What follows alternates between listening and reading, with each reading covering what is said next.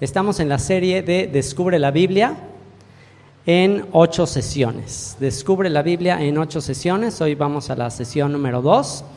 En 8 sesiones, el objetivo de esta reunión es que ustedes tengan una idea general de las secciones de la Biblia y de qué se trata la Biblia, ¿ok?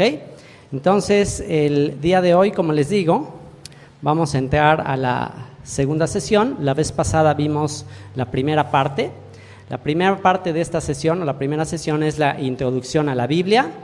La segunda sesión es la Torá. La tercera sesión es los Nevi'im, los profetas. La cuarta sesión es los Ketuvim, los escritos, tanto la poesía como todos los demás escritos del Antiguo Testamento. La quinta sesión son los libros históricos del Nuevo Testamento, de los 4 evangelios más el libro de los Hechos. La sexta sesión son las epístolas o cartas generales. La séptima sesión son las epístolas o cartas de Pablo, y la octava sesión es la profecía final, Apocalipsis. En 8 sesiones vamos a tener un panorama general de los temas de la Escritura. Y la vez pasada, como les decía, esto ya está aquí con la palomita, de que ya tuvimos nuestra introducción a la Biblia. Estudiamos la vez pasada cuál es el valor de la Biblia, cómo podemos tener la seguridad de que la Biblia es veraz, de que la Biblia es algo en todos los aspectos comprobable, tanto a nivel incluso científico, a nivel profético, a nivel histórico, a nivel arqueológico. Es posible estar seguros y confiados de que la Biblia es inspirada por Dios. Todo eso lo estudiamos la vez pasada. Y el día de hoy vamos a entrar al tema de la primera sección. La primera sección, de donde todo lo demás parte, digamos que el fundamento, el cimiento del edificio, es lo que conocemos como la Torá. Si algo ustedes van a estar escuchando, sobre todo la gente nueva y todos los que ya tienen un tiempo aquí, saben que una de las palabras que más continuamente mencionamos, que repetimos una y otra y otra y otra y otra vez, es la palabra Torá. Y me ha pasado en ocasiones, a veces cuando pierdo un poquito de sensibilidad y estoy fuera de Cancún, o estoy con gente nueva y se me olvida que estoy con gente nueva. De repente menciono Torá y Torá y Torá, y un día me pasó que ya llevaba como 2 horas de estar explicando y hablando de cierto tema, y al final, como de 2 horas, se levanta una mano y me dice: oye, ¿qué es eso de la Torá? Yo me quedo, por ahí hubiera empezado. O sea, pobre persona, pobre esa persona. Imagínense 2 horas estar tratando de pensar, bueno, ¿qué es eso de la Torá? Tanto énfasis en la Torá. ¿Qué es la Torá? Bueno, hoy vamos a ver qué es la Torá, ¿ok? La próxima vez que me pregunten qué es la Torá, les voy a decir: escuchen la segunda sesión de la Biblia en 8 sesiones. Ahí explica qué es la Torá. Vamos a entrar al tema de qué es la Torá. Ese es nuestro estudio del día de hoy. Vamos a ver el significado ahora, el significado de la palabra Torá. Literalmente, ¿qué significa la palabra Torá? Aquí tenemos en hebreo las letras hebreas que forman la palabra Torá. Es la Taf, la Vav, la Reish y la Hei, que estas es las letras del hebreo moderno, que ya los que hemos estado estudiando desde el principio, pues sabemos que estos caracteres hebreos son los caracteres que se tomaron del arameo para escribir el hebreo, pero originalmente en la antigüedad el hebreo no se escribía con estos caracteres. El hebreo primitivo se escribía con estos caracteres. Estos son los caracteres que eran pictográficos, eran una especie como de dibujitos, y aquí dice lo mismo que aquí, nada más que aquí en el hebreo antiguo, o el hebreo que conocemos como el paleohebreo, que tomó los caracteres de idiomas semíticos, del fenicio, y esta era la manera de escribir de aquella época. De manera que en aquella época, si querían escribir algo, lo hacían por medio de dibujitos, y tú al mirar un dibujito ya tenías una idea del significado de la palabra. Entonces aquí tenemos esta misma palabra Torá en paleohebreo, que la Taf es una marca, es la marca como una cruz aquí que aparece, que simplemente representa eso, representa una marca. Es la Vav, que en la antigüedad representaba la estaca, con la cual se ponía una tienda de campaña. Cuando ibas a poner una tienda de campaña, le clavabas una estaca y de esa estaca amarrabas el cordón para sostener la tela de la tienda de campaña. La reish representa la cabeza de un hombre, la cabeza de una persona, tiene que ver con la palabra rosh, que es cabeza, y la hei es representada por una persona levantando las manos como en admiración. Entonces, si analizamos las letras que conforman la palabra Torah, fíjense qué interesante, vemos una marca, curioso, que es la marca de una cruz. Vemos una estaca que mantiene una casa firme. Vemos una cabeza que implica intelecto, que implica liderazgo. Y vemos una persona levantando las manos en señal como de reverencia, como de maravilla, de sorpresa ante algo. Entonces, estas son las letras involucradas en la escritura de la palabra Torah. Toda palabra en el hebreo consta en el hebreo antiguo de una raíz conformada por dos letras. Ya después, con la evolución del hebreo, actualmente todas las palabras en hebreo tienen una raíz que generalmente o prácticamente la mayoría de las veces es de 3 letras, pero en un principio en el paleohebreo constaba de 2 letras, como se le llamaría la raíz madre de la palabra, y eso es lo que vamos a ver después, a continuación, que estas son, digamos que las 2 letras principales de la palabra Torah. La raíz original de la palabra Torah es la letra Yud y la letra Reish. La letra Yud está representada por una mano, en hebreo la mano se dice Yad, y por una cabeza, que es de donde se escribe la palabra Rosh, y que el significado de esto, ahorita lo vamos a ver, esto está en inglés, ahorita se los voy a traducir. Esta definición que estamos poniendo aquí, la raíz de esta palabra, ustedes la pueden conseguir de un léxico hebreo, de hebreo antiguo, que se llama Léxico de Hebreo Antiguo de la Biblia, de un autor que se llama Jeff A. Benner, en las páginas 142 y 143. Ustedes pueden conseguir este libro en Amazon, lo mandan pedir y pueden conseguir este libro, y es una maravilla de libros, de mis principales herramientas de estudio, porque cada que yo quiero saber qué significa una palabra, pero en el hebreo primitivo, acudo a esta herramienta que es una maravilla.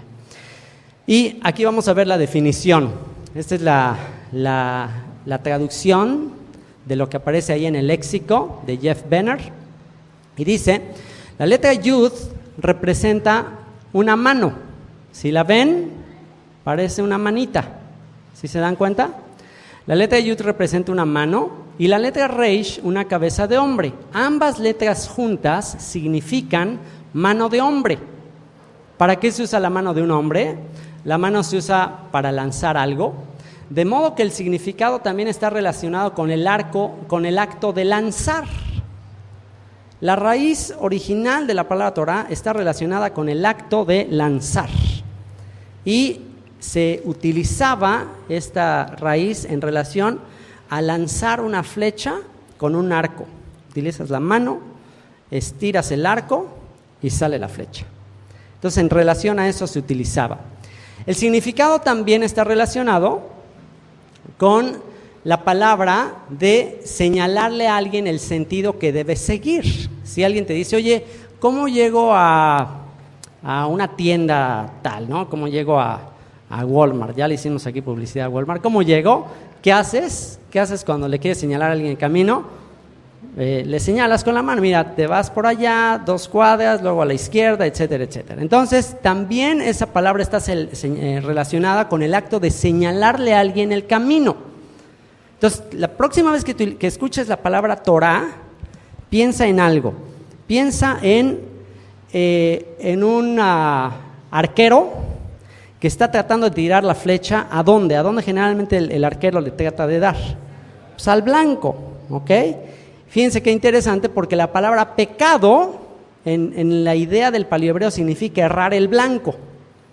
¿ok? Pecado es cerrar el blanco, no le diste a donde le debes dar, ¿ok? Entonces, el significado también está relacionado con el señalarle a alguien cómo llegar a su destino, cómo llegar a donde quiere llegar. También la palabra, la raíz, está relacionada con la reverencia de alguien al tirarse, porque tiene que ver todo con lanzar algo. También tiene que ver con lanzarte, pero al suelo. Lanzarte al suelo en reverencia a alguien que te va a hablar. También la reverencia la palabra está relacionada con eso. Cuando vas a escuchar a alguien, va a hablar el rey, cuando en aquella época iba a hablar el rey, iba a hablar alguien de mucha importancia, ¿qué hacían los súbditos? Literalmente se postraban. O sea, no se podían quedar parados, no se podían quedar, pues mira, yo no estoy de acuerdo con eso que estás diciendo. No podían opinar, o sea, no.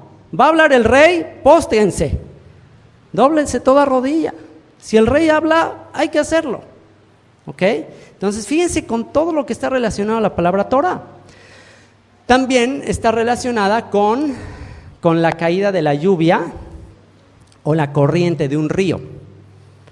Y que es justo lo que dijo Isaías. ¿Se acuerdan que Isaías dijo que su palabra es como la lluvia que desciende, que da pan al que come, semilla al que siembra?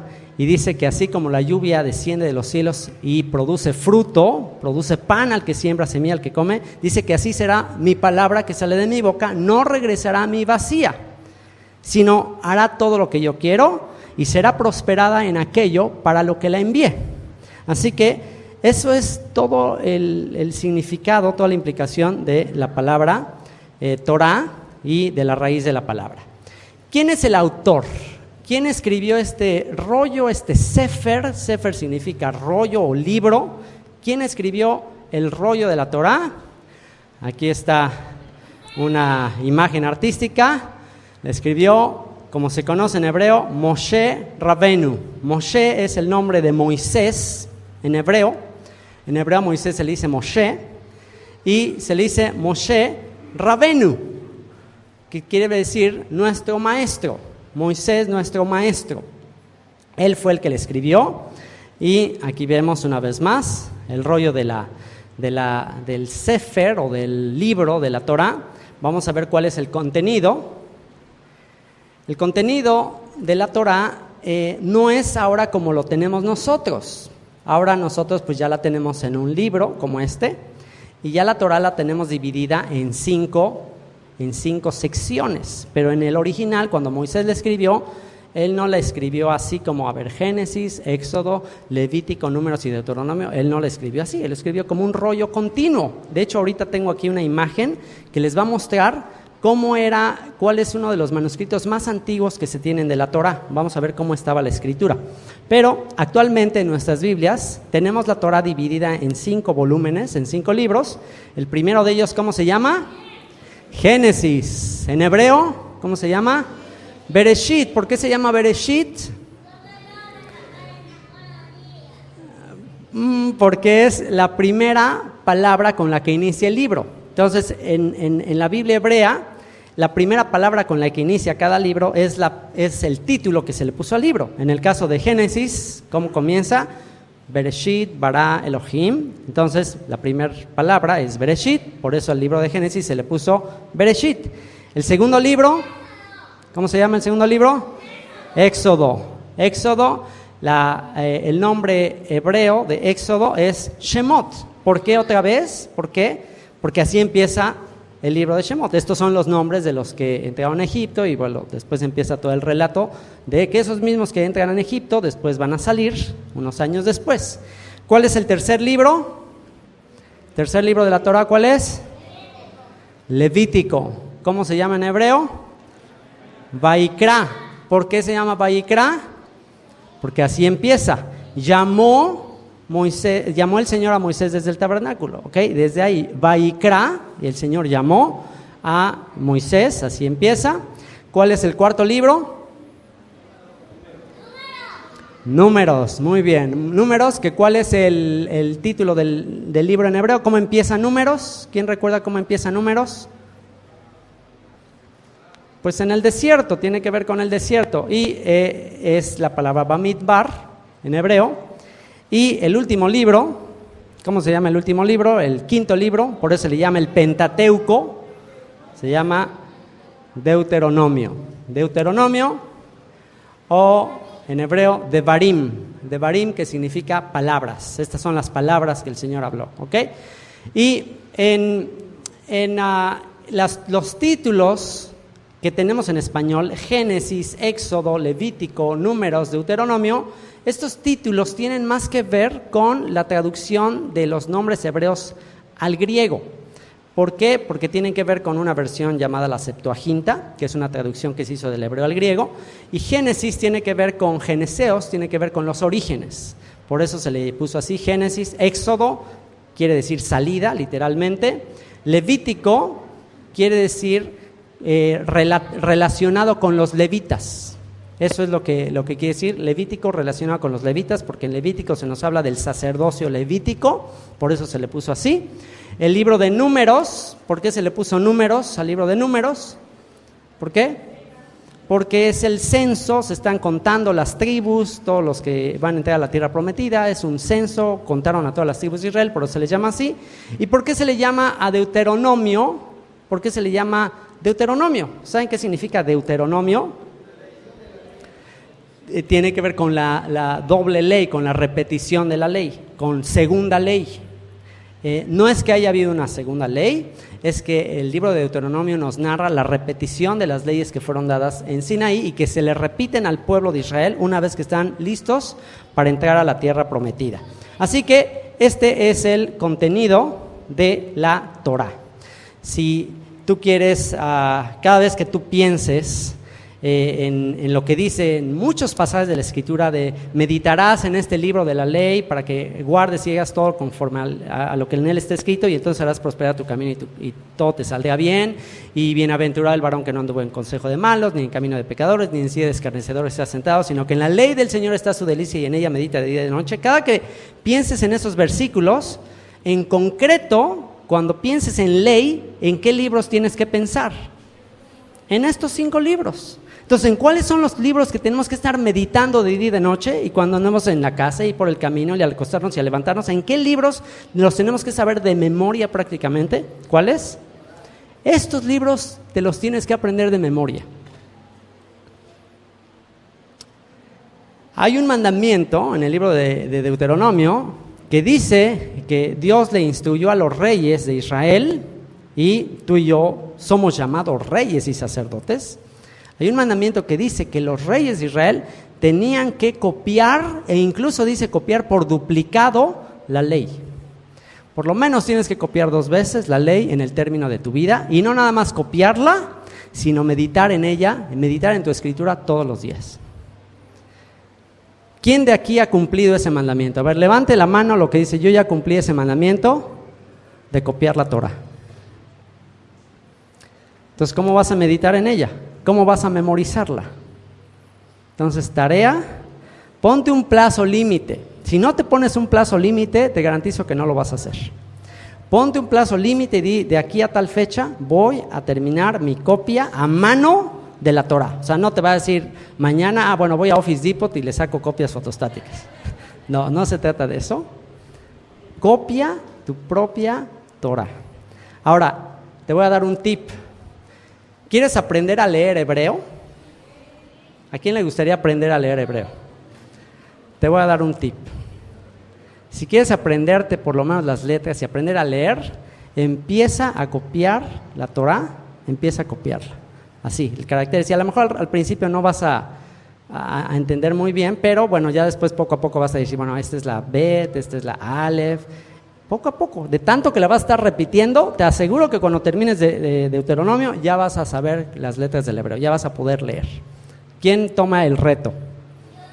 ¿Quién verdaderamente dice: yo amo la palabra, yo lo voy a hacer? Bueno, ahí está el reto, ¿ok?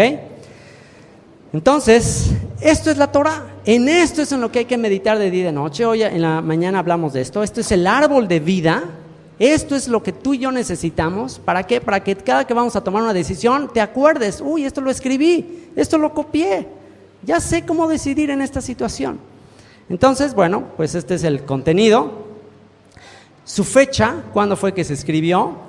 se escribió alrededor del año 1500 antes de Cristo, o antes del Mesías aproximadamente, y cubre un periodo histórico de aproximadamente 2500 años, desde Adán y Eva hasta Josué, antes de la entrada a la tierra prometida.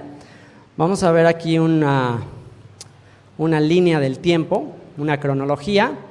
Aquí es 4000, esto que está así, 4000, 3800, 3600, esto que aparece aquí, son años antes de Cristo, antes del Mesías. Entonces aquí vemos 4000 años antes del Mesías, está aquí Adán, aquí más o menos 2000 años antes del Mesías está Abraham, y aquí estamos entre 1400 y 1600 años antes de Cristo, antes del Mesías. Aquí tenemos la parte de Moisés cuando va a entrar. Entonces, en esta sección de aquí es donde se escribió el libro de Génesis, perdón, el libro de la Torá, todo lo que viene de aquí, desde Adán hasta acá, que cubre un periodo de alrededor de 2500 años, fue escrito en esta sección que es donde aparece Moisés.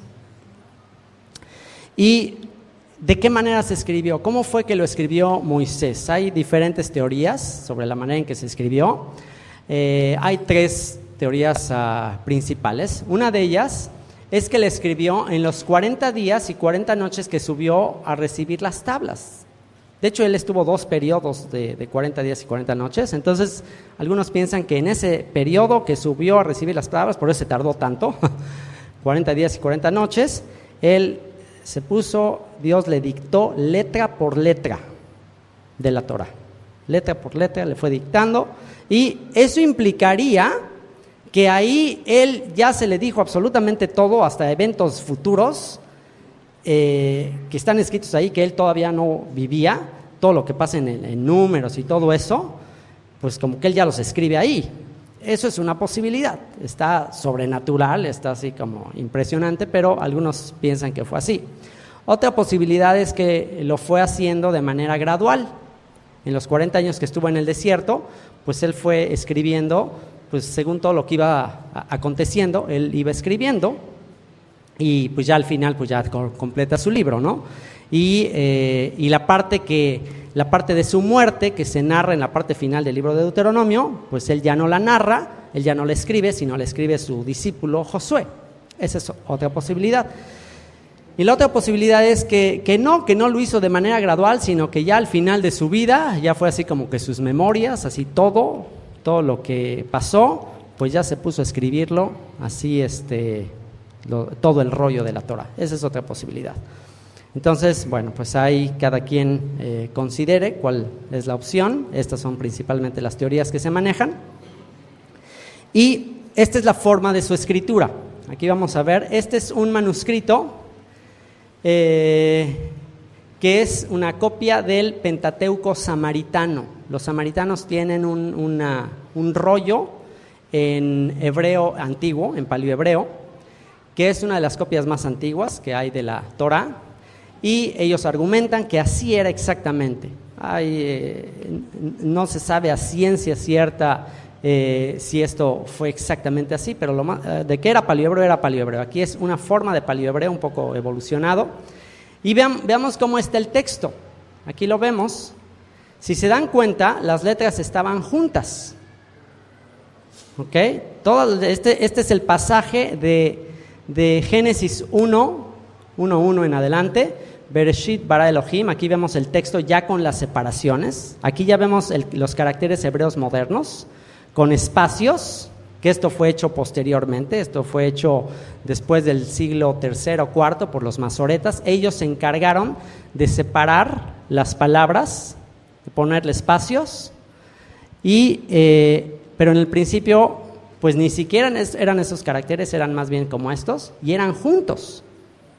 Entonces imagínate, esta es una copia, aquí está el link de donde ustedes pueden sacar una copia de esto, de un manuscrito del Pentateuco samaritano, y chequen el texto. Por eso era importante que ninguna yud ni un punto de la Torah se le quitara. ¿Por qué? Porque entonces ya se desajusta el texto. Por eso Yeshua dijo eso, o sea, cada letra, y por eso también yo me inclino a pensar que Dios le dictó a Moisés letra por letra. Yo por eso también me inclino a pensar eso.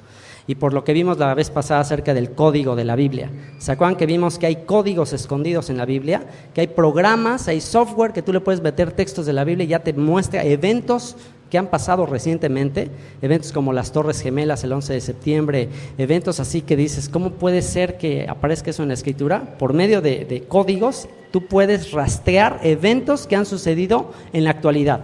El asesinato de John F. Kennedy, el asesinato de Yitzhak Rabin, eventos actuales ahí codificados en las Escrituras. Es todo un tema, salió un programa en History Channel muy interesante. Entonces, bueno, este es el texto original, como estaba escrito. Por eso es importante conocer los símbolos del paleohebreo. ¿Por qué? Porque una vez que tú conoces los símbolos, las letras, te puede dar mucha idea del significado original de las palabras de la Torah. Por eso estamos estudiando con tanto detalle el Tanaj, cuando lo estamos haciendo aquí los sábados en las mañanas, que tan pronto termine esta sesión de la Biblia en 8 sesiones, vamos a estar estudiando tanto en la mañana como en la tarde la Biblia verso por verso, analizando todos estos detalles. Ahora sí que ya llevamos prisa. Entonces, bueno, esta es la forma de la escritura más cercana a como lo escribió Moisés en su época. ¿Y cuáles son los temas? ¿De qué trata la Torah? Específicamente, ¿de qué trata? Bueno, vamos a ir analizando cuáles son los temas centrales de la Torah. El tema con el que inicia la Torah es el origen del universo. La Torah inicia con el origen del universo en Génesis 1. ¿Sí? ¿Yo le ibas a decir algo? Ok, que por qué en hebreo se escribe de derecha a izquierda es la pregunta que está haciendo Yoli aquí. Una de las teorías de por qué es porque en aquella época no crean que, o sea, cuando empezaron la escritura en la antigüedad, pues no se hacía ni en cuaderno, ni en papel, ni con tinta. O sea, la escritura más antigua que existe, ¿cómo se hacía? ¿Alguien sabe cómo se escribía así en la antigüedad más remota? ¿En dónde se escribía? En piedras, ¿ok? Entonces, ¿con qué? Con cincel y martillo.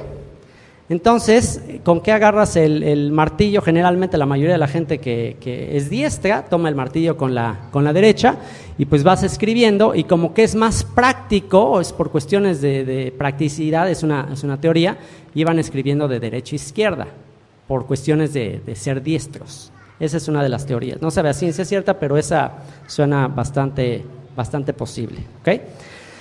Entonces, y bueno, con esta pregunta recordé un comentario que alguien me hacía, y es que generalmente decimos, oye, ¿por qué el hebreo se escribe al revés?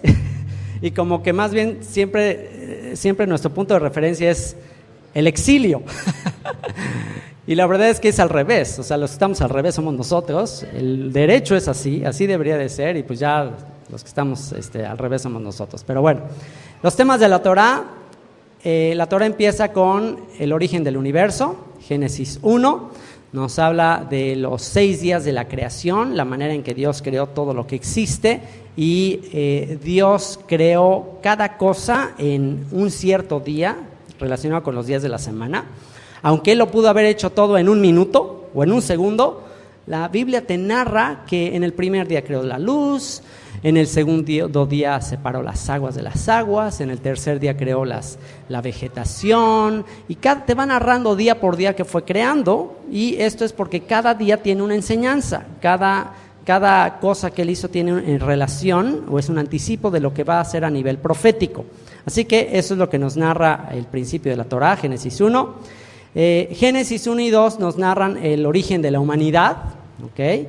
Nos muestra que todo tiene un origen, el universo tiene un origen, no estamos aquí por accidente, no estamos aquí por una explosión cósmica, no estamos aquí por el famoso Big Bang, que bueno, ¿y de dónde salió toda la materia para producir el Big Bang? No, la Biblia te da una explicación y te muestra que en el principio Dios creó, o sea que en el clímax de todo lo que hizo Dios creó los cielos y la tierra. Así que Eso es lo que nos narra Génesis 1. Génesis 1 y 2 pues nos narra que la humanidad no vino por sí sola, no apareció, no de repente no había nadie y aparecieron los seres humanos, sino que tienen un origen y están en Dios, Génesis 1 y 2. Después nos habla del origen de la familia, también ahí en Génesis 1:2 nos habla de la familia original. ¿Quién fue la familia original? ¿Cómo se llamaban? Adán y Eva, ok, ellos son el origen de la humanidad. Génesis 3 al 11 nos hablan acerca del origen de la maldad y del pecado. Ahí es donde surge la maldad, surge el pecado, todo dentro de un plan perfecto de Dios. No se le salió de las manos a Dios la maldad, el pecado, todo era un plan perfecto. Dios crea a un adversario del ser humano con el fin de que el hombre y el ser humano sea perfeccionado, y todo es parte de un plan eterno. Así que eso nos habla Génesis del 3 al 11. Y el final de Génesis es del capítulo 12 al capítulo 50, que nos narra el origen e historia de la familia redentora. De manera que todo parece indicar que el tema central de la Torá es la familia que Dios utilizaría para rescatar o redimir a la humanidad. Y como que el capítulo 1 de Génesis al capítulo 11 solamente es como la introducción para que te muestren de dónde surge esta familia, que es la familia que habría de redimir a la humanidad. Así que capítulos 12 al 50 de Génesis nos narran el origen e historia de la familia redentora. Génesis 50 nos muestra la siembra del primogénito de la familia. ¿Quién es el primogénito de la familia redentora que habría de ser sembrado para que esta familia se multiplicara en todas las naciones? ¿Quién es el primogénito al final de Génesis que se nos muestra? ¿Quién es? ¿Quién recuerda?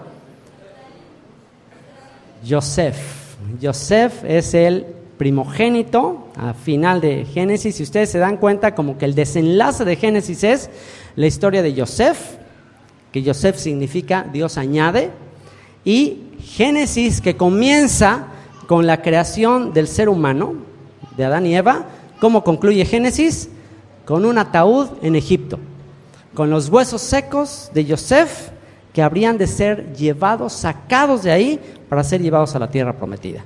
Así que ya ahí en el libro de Génesis tenemos un gran panorama de todo el tema de las Escrituras. Más adelante, después de Génesis, viene Éxodo. Éxodo 1 al 2 nos habla de la gestación de la familia redentora. Esta familia habría de dejar de ser familia y se convertiría en un pueblo. ¿Cuál fue la matriz de este pueblo, que habría de ser el pueblo por el cual vendría la redención a la humanidad? ¿Cuál fue la matriz? La matriz fue Egipto. Eso lo vemos ahí en Éxodo capítulo 1 y 2.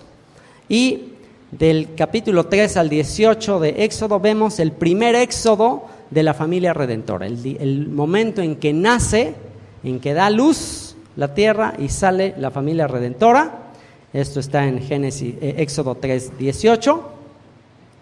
Éxodo 19 al 40 nos habla del pacto de la familia redentora, el pacto que Dios concerta con esta familia, que habría de ser luz a las naciones, que ya no es familia a estas alturas, ya es un gran pueblo. ¿Ok? Después, en el libro de Levítico se nos habla del sacerdocio de la familia redentora. Este pueblo se convertiría en un puente entre Dios y los hombres. Eso es lo que es un sacerdote. Un sacerdote es un mediador entre Dios y los hombres. Es un puente entre Dios y los hombres. Así que el libro de Levítico nos habla acerca del sacerdocio, las leyes, la santidad del pueblo, la manera en que el pueblo se tenía que conducir, la manera en que el pueblo tenía que consagrarse, tenía que ser diferente del resto de la humanidad. De eso nos habla el libro de Éxodo.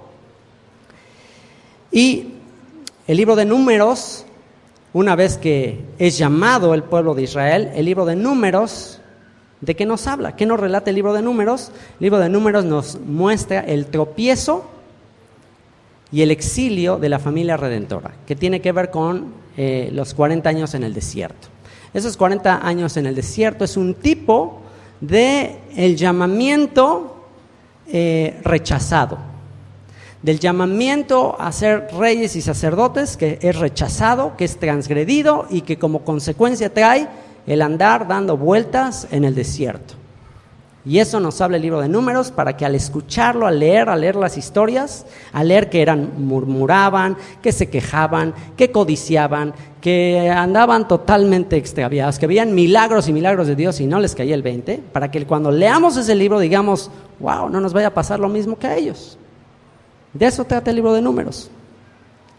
Y a pesar de eso, a pesar de la terquedad del pueblo, a pesar de la dureza de corazón, Deuteronomio 1 al 28 nos hablan de la renovación del pacto y la repetición de la Torah. Después del tiempo que anduvieron dando vueltas y vueltas y vueltas sin rumbo, finalmente Dios tiene misericordia y en Deuteronomio del 1 al 28 les promete que les renovaría el pacto siempre y cuando, después de andar dando vueltas y vueltas y vueltas y vueltas, ¿cuál sería la condición para renovarles el pacto? ¿Cuál sería la condición? Que retornes al pacto, que te arrepientas, que regreses. Eso es de lo que habla Deuteronomio 1 al 28, te vuelve a repetir las mismas leyes para que las vuelvas a abrazar.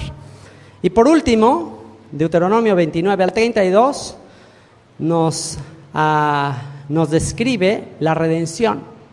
Deuteronomio 29 al 32 nos habla de profecías de redención y del segundo éxodo. De aquel momento en cuando el Señor ha de traer del exilio a su pueblo y le reunirá en la tierra que prometió a sus padres Abraham, Isaac y Jacob. Y este es un resumen de todos los temas que hablan de la Torah. Y el último capítulo con el que cierra la Torah, que es Deuteronomio 33, es una sombra de la entrada final a la tierra prometida y la restauración final, porque es el momento cuando Josué pues está a punto de entrar a la tierra prometida y es cuando se consuma todo el propósito de Dios que comienza en Génesis. Así que Deuteronomio 33 nos anticipa y nos da esperanza de lo que ha de suceder con aquellos que se arrepienten de haber transgredido los mandamientos de Dios, que se arrepienten de haber renunciado al llamamiento de Dios y que regresan de todo corazón a Él. Y el texto a memorizar de esta sesión es el siguiente. Es un texto un poco amplio, pero pues el reto es que vayamos cada vez memorizando más textos de la Escritura. Les voy a decir cuál es el texto a memorizar, ¿ok? Entonces esto se los voy a dejar de tarea para que podamos entender el valor tan grande que tiene la Torah. Ese es el texto a memorizar. Deuteronomio 30, del 11 al 20. Ustedes lo pueden memorizar en la traducción que ustedes quieran. Esta traducción que yo estoy poniendo aquí es la Nueva Versión Internacional, que me gusta como dice, está muy en un español muy moderno. Y dice así, dice: este mandamiento que hoy te ordeno obedecer no es superior a tus fuerzas, ni está fuera de tu alcance. ¿A qué mandamiento se está refiriendo? A toda la Torah. O sea, toda la Torah, lo que yo te estoy ordenando, vean lo que dice, no es superior a tus fuerzas, ni está fuera de tu alcance. O sea, no pienses que es gravoso, no pienses que es algo wow, imposible de sostener. Dice, no está arriba en el cielo, para que preguntes, ¿quién subirá al cielo por nosotros? Para que nos lo traiga y así podamos escucharlo y obedecerlo. Esta es exactamente la misma pregunta que hace el apóstol Pablo en su carta a los Romanos capítulo 10, cuando está hablando de aceptar al Mesías, de recibir al Mesías como el Señor. Es exactamente el mismo texto que cita Pablo en referencia a la importancia de recibir de nuevo la Torah. Y dice el verso 13, tampoco está más allá del océano para que preguntes, ¿quién cruzará por nosotros hasta el otro lado del océano para que nos lo traiga y así podamos escucharlo y obedecerlo? No, la palabra está muy cerca de ti, la tienes en la boca y en el corazón para que la obedezcas. Fíjense, si en aquella época que Moisés escribe esto, dice, oye, está cerca de ti la palabra, o sea, memorízala. Si en aquella época Moisés les decía, memorízala, ¿qué será ahorita que cada quien puede tener su propia copia? En aquella época Si querían escuchar la Torah, tenían que asistir ahí al tabernáculo, tenían que ir después a las sinagogas, tenían que estar escuchándolo. No todo el mundo podía tener su copia. Pero actualmente, si hay un momento en que sea todavía más accesible y fácil esto, y por eso dice lo que Yeshua dijo acerca del fin del mundo, dijo: y será predicado este evangelio del reino a todo el mundo para testimonio a todas las naciones, y entonces vendrá el fin. ¿Ustedes qué creen? ¿Que ya técnicamente ya se cumplió eso? ¿Que ya su Torah, su palabra, prácticamente ya llegó a todo el mundo? Técnicamente ya está cumplido todo. Ya, en cualquier momento podría venir el fin. Entonces ya tienes tú la posibilidad de saber que no tienes que cruzar el océano, no tienes que ir hasta Jerusalén. Puedes ya tener una copia de las Escrituras. ¿Para qué? Para escucharlo y obedecerlo. No, la palabra está muy cerca de ti, la tienes en la boca y en el corazón para que la obedezcas. Hoy te doy a elegir entre la vida y la muerte, entre el bien y el mal. Hoy te ordeno que ames al Señor tu Dios, que andes en sus caminos y que cumplas sus mandamientos, preceptos y leyes. Así vivirás y te multiplicarás. Y el Señor tu Dios te bendecirá en la tierra de la que vas a tomar posesión. Pero si tu corazón se rebela y no obedeces, sino que te desvías para adorar y servir a otros dioses, te advierto hoy que serás destruido sin remedio. No vivirás mucho tiempo en el territorio que vas a poseer luego de cruzar el Jordán. Así que si tienes la esperanza de algún día llegar a la tierra prometida, pues esta es la única manera de hacerlo. Hoy pongo al cielo y a la tierra por testigos contra ti, de que te he dado a elegir entre la vida y la muerte, entre la bendición y la maldición. Elige pues la vida para que vivan tú y tus descendientes. Si dices amar a tus hijos, tienes que tomar esta decisión. Ama al Señor tu Dios, obedécelo y sé fiel a Él, porque de Él depende tu vida. Y por Él vivirás mucho tiempo en el territorio que juró dar a tus antepasados, Abraham, Isaac y Jacob. Vamos a orar. Abba, ayúdanos a responder a tu llamado al arrepentimiento. Ayúdanos a responder al llamado a meditar, a obedecer, a escuchar tu Torah. Ahora podemos saber de manera clara, de manera concreta, de manera específica, qué es tu Torah, Señor. Ayúdanos a amarla, ayúdanos a temerla, porque tu palabra dice: yo miraré al pobre y humilde de espíritu y que tiembla ante mi palabra. Señor, yo te ruego que nos hagas temerosos de tu palabra, Señor, que nos hagas como árboles plantados junto a corrientes de aguas que dan su fruto a su tiempo y cuya hoja no caen, y todo lo que hagamos prospere, Señor. Porque tu palabra dice que no le sucederá así a los que rechazan tu palabra, que serán como el tamo, como la paja que arrebata el viento. Señor, te ruego que apreciemos y valoremos el gran regalo que nos has dado tu aliento de vida a través de esos principios, a través de esos mandamientos, para poder decidir y para poder hacer siempre el bien únicamente, Señor. Te damos muchas gracias, Padre, y yo te ruego que estos 5 libros, Génesis, Éxodo, Levítico, Números, Deuteronomio, se conviertan en nuestra manera de pensar, en nuestra forma de vida, que nuestras obras, que nuestros pensamientos estén inscritos en este libro de la vida, Señor, y que no pensemos nada, que no hagamos nada como de nosotros mismos, que todo lo que hagamos, pensemos, reflexionemos, sea basado en esa palabra eterna que permanece para siempre en los cielos. Te lo rogamos, Señor, con todo nuestro corazón, en el nombre y por los méritos de Yeshua.